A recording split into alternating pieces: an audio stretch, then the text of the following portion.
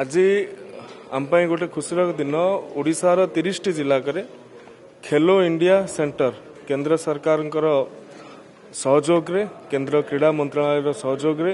एवं ओडिशा सरकार सहभागितार ये 30 जिले में 30 स्कूल मानकरे खेलो इंडिया सेंटर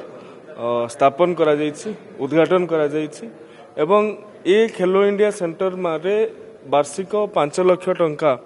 व्यय करा जिवो एवं सबुठु बड़ कथा सेठी जो कोच माने रहिबे से कोच माने सही अंचलर पास्ट चैंपियन हेथिबे अर्थात से माने से भली क्रीड़ाविद हेथिबे जो माने राज्य स्तरीय क्रीड़ा खेलिथिबे कि सर्वभारतीय क्रीड़ा खेलिथिबे कि तदूर्ध्व जाई परिथिबे। ये गोटे बड़ संदेश दब जे क्रीड़ा क्षेत्र में कैरियर करबा पई ये गोटे महत्वपूर्ण भूमिका निर्वाह करिवो। ता सहित विभिन्न जिल्लार जहाँ क्रीड़ा संस्कृति अच्छी एवं खेलो इंडिया जहाँ निर्देशावली रही सही आधार रे विभिन्न स्कूल मानकरे ये गोटे गोटे ग्रासरूट ट्रेनिंग सेंटर भाव में काम करिवो बोली मु आशा व्यक्त करुछि।